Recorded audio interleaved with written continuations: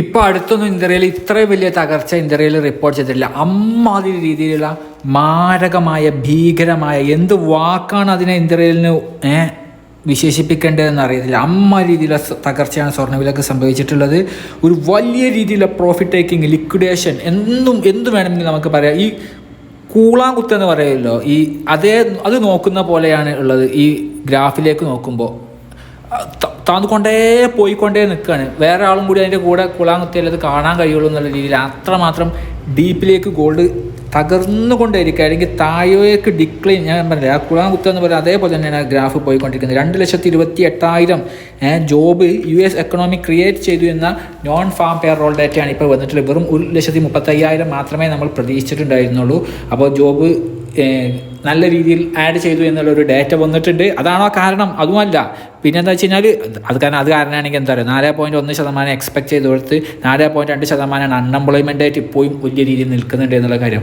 കാരണം എന്താണെന്ന് വെച്ച് കഴിഞ്ഞാൽ അമേരിക്ക ചൈനയ്ക്ക് നേരെ ഒരു വലിയ രീതിയിലുള്ള താരിഫ്, ഞാൻ നേരത്തെ പറഞ്ഞല്ലോ, 34% ചൈനയ്ക്ക് നേരെ, മറ്റുള്ള ഒരുപാട് രാഷ്ട്രങ്ങൾക്ക് നേരെ ഇത് വെച്ചിട്ടുണ്ട്. ഞാനത് പറയേണ്ട ആവശ്യമില്ല. 10% എല്ലാ രാഷ്ട്രങ്ങൾക്കും, അബോവ് 180 കൺട്രീസ്, 180 രാജ്യങ്ങൾക്ക് നേരെ. അതിന് തന്നെ പല രാഷ്ട്രങ്ങൾക്കും പലതാണ്. വിയറ്റ്നാം ആയാലും തായ്വാൻ ആയാലും യൂറോപ്യൻ യൂണിയനിലെ രാഷ്ട്രങ്ങൾ, ഈവൻ UK വരും, ഈവൻ തിയോഗ ഗാർസിയയിലേക്ക് പോലും അത് വന്നിട്ടുണ്ട്. മനസ്സിലായില്ലേ? അപ്പോൾ ഇവിടെ പറഞ്ഞു വരുന്നത് എന്താണെന്ന് വെച്ച് കഴിഞ്ഞാൽ ചൈന തിരിച്ചടിച്ചിട്ടുണ്ട്. ചൈന 34% തിരിച്ചു. അമേരിക്കക്കും ഏപ്രിൽ 10 മുതൽ താരിഫ് തിരിച്ച് എത്തിക്കുകയാണ്. അതുകൊണ്ട് തന്നെ അതിലുള്ള ഒരുപാട് ഇൻവെസ്റ്റേഴ്സിന് നഷ്ടമുണ്ടായിട്ടുണ്ട്. അതുകൊണ്ട് അവരെന്താ വെച്ച് കഴിഞ്ഞാൽ അവർ മറ്റുള്ള അസറ്റ് ക്ലാസ്സുകളിലുള്ള ലോസ് ഓവർകം ചെയ്യുന്നതിന് വേണ്ടിയിട്ട് ഗോൾഡിനെ ലിക്വിഡേറ്റ് ചെയ്തു എന്ന് വേണമെങ്കിൽ നമുക്ക് പറയാം. അതുമല്ലെങ്കിൽ ഒരു ടൈപ്പ് ഓഫ് പ്രോഫിറ്റ് ടേക്കിംഗ്. നേരത്തെ ഞാൻ പറഞ്ഞതുപോലെ എന്തായാലും ഗോൾഡ് തകർന്നു എന്ന് പറഞ്ഞു കഴിഞ്ഞാൽ മൾട്ടി മന്ത് ഡിക്ലൈൻ എന്ന് തന്നെ ഇതിനെ നമുക്ക് പറയേണ്ടി വരും. ഈ വീഡിയോ കണ്ടപ്പോൾ തന്നെ ഇതിന് വീഡിയോ ചെയ്യാൻ തോന്നി, പക്ഷേ ഇതിൻ്റെ ഡീറ്റെയിൽസ് നോക്കാതെ ചെയ്യുന്നത് ശരിയല്ലാന്ന് കരുതി. അപ്പോൾ ഒരു ടെക്നിക്കൽ റിവേഴ്സൽ തന്നെയാണ് സംഭവിച്ചിട്ടുള്ളത്.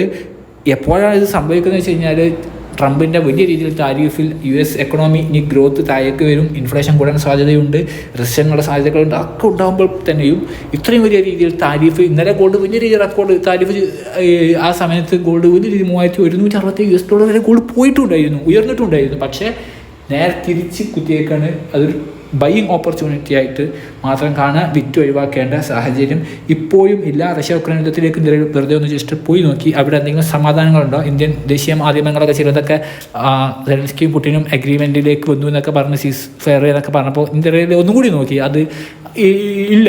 ഞാൻ നോക്കി, അപ്പോൾ അത് ഇൻ്റർനാഷണൽ വളരെ ഔദ്യോഗികമായിട്ടുള്ള മറ്റുള്ള സൈറ്റുകളിലൊക്കെ അറ്റാക്ക് ഇൻറ്റൻസിഫൈ ചെയ്തേക്കാണ്, ടോക്സ് സ്റ്റാൾ ചെയ്ത്, അതായത് സീസ്ഫെയർ ടോക്സ് ഒക്കെ സ്തംഭിച്ച് നിൽക്കുകയാണ്. ആക്രമണങ്ങൾ തന്നെയാണ് റഷ്യ ഉക്രൈൻ ഇപ്പോഴും പോയിക്കൊണ്ടിരിക്കുന്നത്. ഈവൻ US ബേസ് ചെയ്തിട്ടുള്ള സംസാരങ്ങളൊക്കെ വരുന്നുണ്ടെങ്കിൽ കൂടിയും ഗാസയിലേക്കും നോക്കി അവിടെ സീസ്ഫെയർ വന്നിട്ടുണ്ടോ, എന്താ തകരാൻ കാരണം? അപ്പോൾ അവിടെയും ആക്രമണങ്ങൾ തന്നെയാണ്. ഗാസയിൽ നിരപരാധികൾ കൊല്ലപ്പെട്ടുകൊണ്ടേയിരിക്കുകയാണ്. അപ്പോൾ അതൊന്നും അല്ല കാരണം. ഈ ഒരു എക്കണോമിക് റിലേറ്റഡ് ആയിട്ടുള്ള ചൈന US അല്ലെങ്കിൽ താരിഫ് റിലേറ്റഡ് ആയിട്ടുള്ള ഈ മാറ്റേഴ്സും അതേപോലെ തന്നെ ലിക്വിഡേഷനും പ്രോഫിറ്റ് ടേക്കിംഗ് തന്നെയാണ് ഉള്ളത് ഗോൾഡ്. ഇനിയിപ്പോൾ പവലിൻ്റെ സ്പീച്ചും കൂടി വരാനുണ്ട്, അതും കൂടി നമ്മൾ കഴിഞ്ഞിട്ട് അദ്ദേഹത്തിൻ്റെ പോളിസി, US പോളിസി നോക്കണം. എന്തായാലും ഗോൾഡിൻ്റെ തകർച്ചയുടെ ആക്കം അല്ലെങ്കിൽ ഊക്ക് അല്ലെങ്കിൽ ഇമ്പാക്റ്റ്, ഇമ്പൾസ് എന്താ വിളിക്കേണ്ടത് എനിക്കറിയില്ല. അത് പറയുകയാണെങ്കിൽ ഇന്ന് ഓൾറെഡി രാവിലെ 1,280 രൂപ ഇന്ന് കുറഞ്ഞിട്ടുണ്ട്. എല്ലാവർക്കും അറിയാമല്ലോ, 68,480 നിന്നും ഗോൾഡ് ഇന്ന് 1,280 രൂപ കുറഞ്ഞ് 67,200 ആയി മാറിയിട്ടുണ്ടായിരുന്നു ആദ്യം തന്നെ. അതായത് ഗ്രാമിന് 8,400. ഇനി നാളെ ആദ്യം നോക്കിയപ്പോൾ 2,000 കുറയാവുന്ന സാഹചര്യമാണെന്ന് നോക്കി. കാരണം ഇന്ന് രാവിലെ അങ്ങനെ കുറഞ്ഞത് കൊണ്ട് നാളെ 1,480 രൂപ നാളെയും കുറഞ്ഞേക്കാവുന്ന അവസ്ഥയിൽ തന്നെയാണ് ഗോൾഡ് ഇപ്പോൾ ചലിച്ചു കൊണ്ടിരിക്കുന്നത്. ഇപ്പോൾ ഞാൻ പറഞ്ഞ കുളാൻ കുത്തിക്കൊണ്ടിരിക്കുമ്പോൾ വഴിയിൽ വെച്ച് കുളാൻ കുത്തുമ്പോൾ കാണാമെന്നുള്ളൂ. ഗോൾഡ് തകർച്ച നിന്നിട്ടില്ല, അത് സ്ട്രൈറ്റ് ലൈൻ സ്റ്റഡി പാത്തിലേക്ക് വന്നിട്ടില്ല, അത് ഇപ്പോഴും താഴേക്ക് പോയിക്കൊണ്ടേയിരിക്കുകയാണ്. ഇനി നമുക്ക് $3,000 ഇപ്പോൾ 3,000 കൃത്യം പറയുകയാണെങ്കിൽ $3,019 3,000 സപ്പോർട്ട് കിടക്കുന്നുണ്ട്. അതേപോലെ 2,940 അവിടെയൊക്കെ സപ്പോർട്ടുകളൊക്കെ കിടക്കുന്നുണ്ട്. അവിടെ നിന്ന് അതിൻ്റെ അപ്പുറം ഗോൾഡ് ഇടിയാൻ സാധ്യതയില്ല. ഗോൾഡ് ബൈയിങ് ഓപ്പർച്യൂണിറ്റി ഞാൻ പറഞ്ഞില്ലേ, ഇങ്ങനത്തെ സാഹചര്യങ്ങളും ഈ ഏപ്രിൽ 10 ഇങ്ങനത്തെ പ്രശ്നങ്ങളൊക്കെ വരികയാണ് അങ്ങോട്ടും ഇങ്ങോട്ടും ഒക്കെ. അപ്പോൾ ട്രേഡിംഗ് അൺസർട്ടനിറ്റിയും വലിയ രീതിയിലുള്ള താരിഫ് പ്രശ്നങ്ങളും വരുമ്പോൾ സ്വർണ്ണവില വീണ്ടും കുതിച്ചു വരും. ഇതൊരു ബൈയിങ് ഓപ്പർച്യൂണിറ്റി ആയി മാത്രം കാണുക. വിറ്റ് ഒഴിവാക്കേണ്ട സാഹചര്യം ഇല്ല. സ്വർണ്ണവില ഇനിയും ഉയരാൻ തന്നെയാണ് സാധ്യത. ഈ തകർച്ച കാര്യമാക്കേണ്ട എന്തായാലും 1450 നാളെ കുറഞ്ഞേക്കാവുന്ന നിലയിൽ സ്വർണ്ണവില ഇപ്പോൾ തകർന്നു കൊണ്ടേയിരിക്കുകയാണ്.